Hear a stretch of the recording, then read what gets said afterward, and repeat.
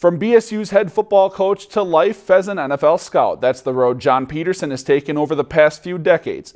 Peterson's career path is unique and shows hard work does really pay off. In athletics, your teammates become your family solely because of how much time you spend on and off the field with them.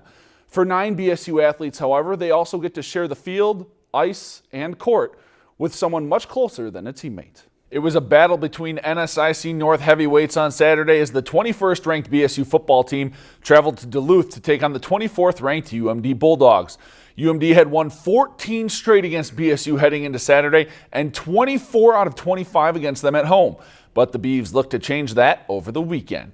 Pick things up in the second half. Bulldogs leading by 17. UMD's Blake Bofferding takes the handoff and turns on the Jets, 22 yards for the score. UMD goes up by 24. But then the Beavers started to chip away. Jordan Hine connects with Blake Holder here for the 60-yard TD as Holder hurdles the defender and finds the end zone. Then Brady Schmidt splits the safeties.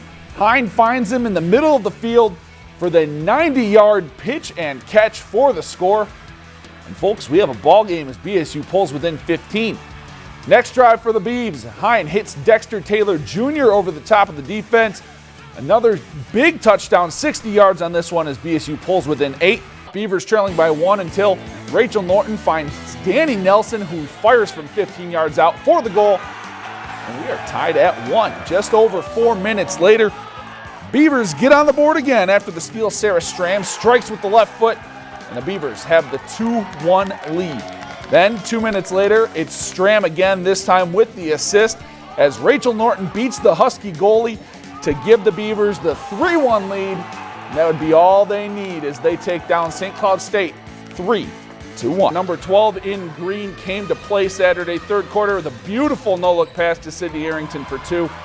Then, looks like the same play here, but this time she hits the step-back jumper for 2 instead. She led all scorers with 23, added 8 assists as well.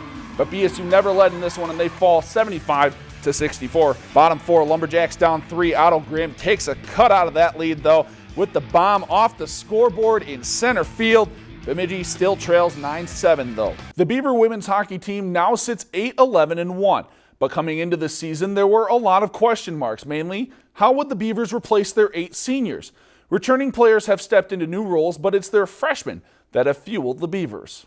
Coming into her first season of collegiate hockey, Kiki Radke, like many of her teammates, was unsure of the role she'd play on this year's team, especially since she'd be transitioning from center to wing. It was a lot to take in when you have big defensemen coming down on you, but you kind of get into the swing of things, and after the first series or first week or so of practice, you kind of get used to the pace and you start to fit right in with everyone else. But Radke has settled in nicely, playing in 17 of the Beavers' 19 games, contributing 2 goals and 5 assists, and consistently playing on BSU's top line. Kiki's has been just a real spark plug for us all year long. She plays so hard. She plays with a lot of energy, extremely hardworking, and then you combine that with her speed.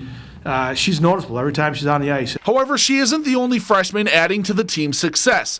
6 of the 7 BSU freshmen have combined for 29 of the team's 106 points, equating to just over 27% of BSU's total offense. The entire freshman class has done in my opinion, a real nice job. They work extremely hard. They're competitive. No moment seems to be too big for them. Just been really, really impressed with every single one of them. Every game, you feel like you're getting better. Your confidence grows. It's a big step. This league is really challenging, so it's nice to get experience every night that we can. And although the newcomers have been thrust into some prominent roles on the ice, they say it's exactly what they wanted. And with 12 games to go, they hope to take what they've learned from a rigorous first half of the season and turn it into wins the second half. We're hoping to use our experiences and confidence going in with the second half of the season and hopefully knock in a couple more wins. The Nevis football team has absolutely dominated the 9-man football class this season. The Tigers are a perfect 6-0 and are also ranked 6th in the state. And with playoffs looming, they're showing no signs of slowing down. Roaming the sidelines 4 years ago as a ball boy, Jack DeWolf vividly remembers the last time Nevis went to state. As a junior on this year's team, he says he'll do anything to get that feeling back. Ever since then, I've been telling myself that I wanted to go back and compete there. I mean, it was just the craziest thing. It was so fun being with the team, and the whole town, the whole community was behind us, and it's just great. I just really want that feeling to come back. He and the Tigers are doing their best to make it back to the top of the 9-man ladder, currently sitting 6-0 with only 2 games left before section playoffs. We had some team goals. We wanted to go 8-0 in the regular season. We wanted to win our conference, and then we wanted to go to section championship and win that. Right now we're on a journey. I said, don't look at the end.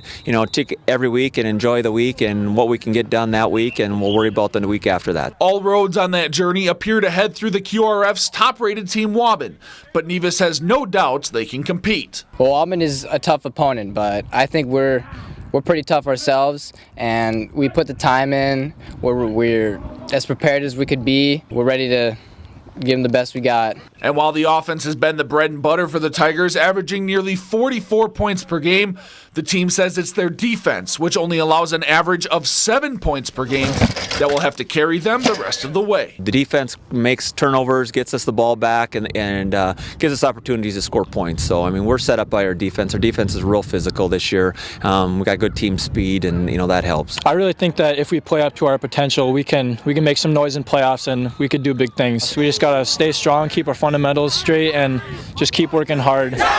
We just want to make the biggest impact we can on the rest of the state. Let them know Nevis is coming. A 23-2-2 season last year led to the Bemidji boys hockey team's second straight trip to state and a consolation title. Now the Jacks are back with their eye on a third straight trip to the Xcel Energy Center and a much bigger prize. The last time the Bemidji boys hockey team made consecutive trips to state, they had to wait nearly 30 years for their next trip. But the Lumberjacks have no such plans to wait that long again. I expect nothing less than to be there again. The first 2 times was unreal, and I really want to experience that again. We do believe as a coaching staff we have the right combinations and the right kids out here, and we fully believe that we're going to be there again, and I know this group is very excited, and they fully believe we're going to be back in the state tournament. The Jacks return their top 2-point scorers in Alex Pollock and Brady Tatro, but they lose 10 players from last year's team who accounted for 209 of the team's 324 total points. Every year you lose players, you know what, and then the next kid has to step up, and the reality is we do have the right kids to step up. We have some obviously new roles for guys that they're going to step into, but the Ryan Pogues are going to step up, the Noah Nyes, and all those guys that, played a role for us last year, but now they're going to have a bigger role. And despite losing those 10 players, they're still an experienced team, returning 13 players who contributed significant ice time last year. There's a lot of kids that have played a lot of varsity hockey for us that are ready for this position and ready for this job. And we're going to be just fine, and we're going to have a solid 3 lines and a solid D-core back there, and our goaltending is going to be outstanding. And while they admit there are still areas they can focus on and improve in, if everyone buys into their roles, there's nothing that can stop them from a third straight trip to state. We got some work to do. We got a lot of young guys coming up this year, but they're willing to follow in the footsteps as a team last year, and as long as we work hard, we have a pretty good chance of making it back. We have the pieces to put in place. The guys just need to buy into their role and play their role to their best of their ability. It may not be the Masters, but it is Bemidji's. It's the annual Birchmont Golf Tournament, and today, the 92nd annual event kicked off at Bemidji Town and Country Club. No matter how you swing it, the Birchmont is back. It's a great event, number one, and I've been fortunate to be a part of it as a player for a few years and then working here for the last many years now, and it's just a fun week. And the 92nd installment of the annual Northwoods Tournament is bigger than ever. We had a nice spike last year. We had a really solid number, and we're going to beat that by almost 10 players again. It looks like we'll have 308 as our final number, so basically capacity in every division. 4 of the 5 champions return from last year's event. Those players are still going to be some of the favorites in their divisions. I'm excited to be here. It's pretty exciting. Obviously not qualifying is enjoyable to go out and play and not be stressed out about it, but tomorrow I'll probably go out and try to shoot a number at least and play a little more competitively, but I'm very excited to be here. Although there will be new champions in the junior. Our junior champ, Ryan Paskey from Detroit Lakes, is moving up into the men's division this year, so there will be a new junior champ. And women's division. We have 8 more contestants than we did last year, so it's nice to see closer to a full field. And above all else, everyone is just happy to be back. It's a good week, obviously with the lake and golf, and hopefully you get some good weather, and it's a fun time. And, the golf course speaks for itself. I think we do a great job running this tournament, and it's a fun week. Qualifying will continue tomorrow and match play will begin on Wednesday.